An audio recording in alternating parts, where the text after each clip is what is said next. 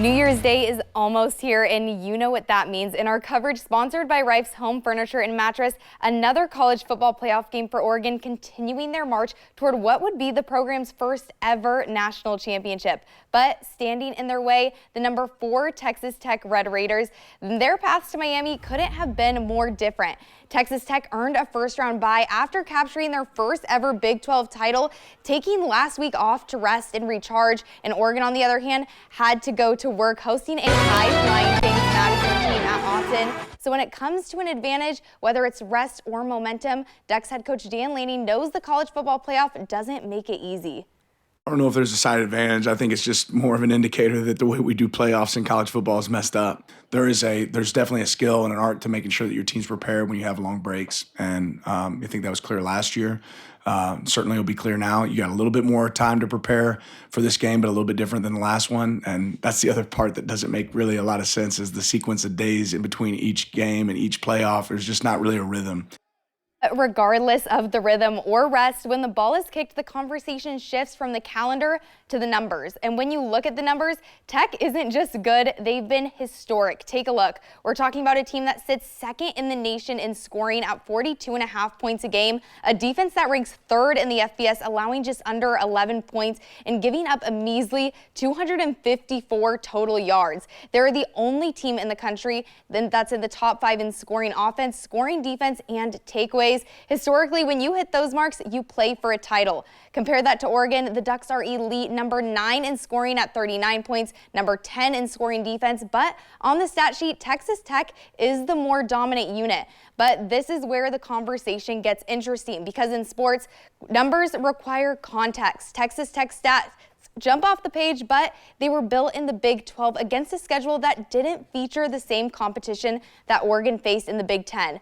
The Red Raiders' strength of schedule sits outside the national top 50, while Oregon battled through a deeper slate of opponents with its strength of schedule sitting at number 14, according to ESPN's College Football Power Index. So the question is this: is Texas Tech truly this dominant, or has the Big 12 simply made a good team look legendary?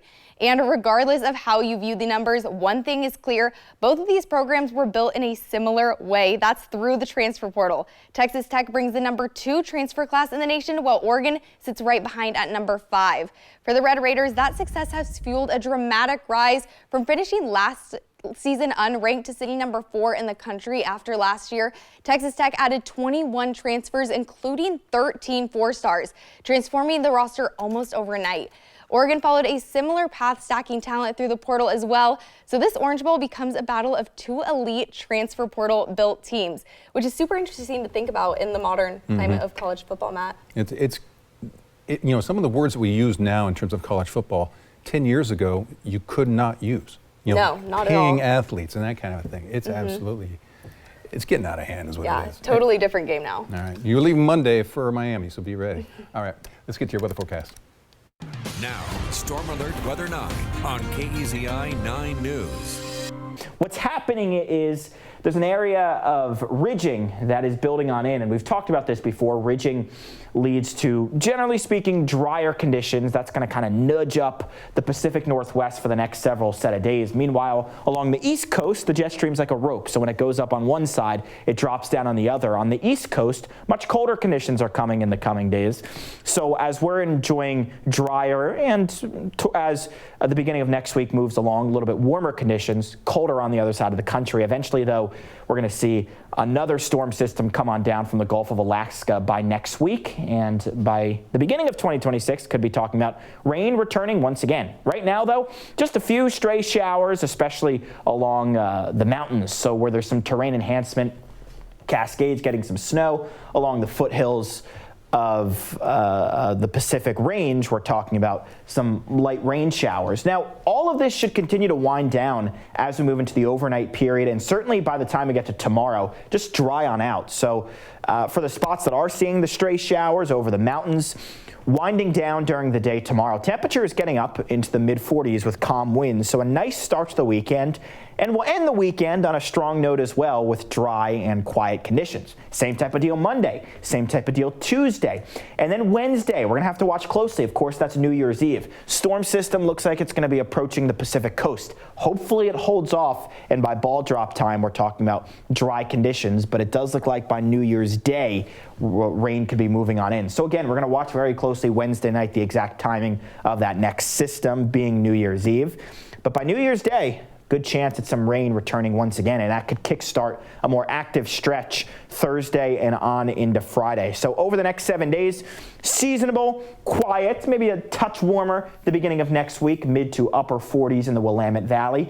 48 and 48 on Thursday and Friday with rain chances on the increase. Let's hop over to the Central Coast. Straight chance of a rain shower for you tomorrow, especially early. Clouds will be slower to depart, but more sun on Sunday, and a nice stretch Monday and Tuesday. Temperatures bouncing up into the mid to upper 50s. Rain showers Thursday and Friday. Umpqua Basin, same type of story. It is 40s going to 50s by early next week, so a nice little warming trend. A few showers, especially early tomorrow, but then we're all drying on out the second half of the day. For you also, watching the first few days of 2026 for rain chances increasing, and the Cascades, some lingering snow showers early tomorrow, then we're drying on out the second half of the day. Temperatures popping up into the 40s Monday, Tuesday, Wednesday. Rain and maybe some snow returning by Thursday and on into Friday.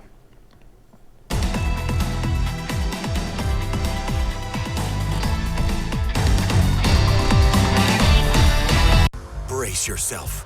Get ready, because Rife's Home Furniture and Mattress is taking savings to a whole new level. Shop the year-end clearance sale. Get Oregon's guaranteed lowest possible prices for high-quality furniture and mattresses, like this Power Love Seat or Power Recliner in black or red, or this Ashley Sectional for just $16.99. Save on floor samples, discontinued items, one-of-a-kinds, and more at the year-end clearance sale. Now through New Year's Day at Rife's Home Furniture and Mattress.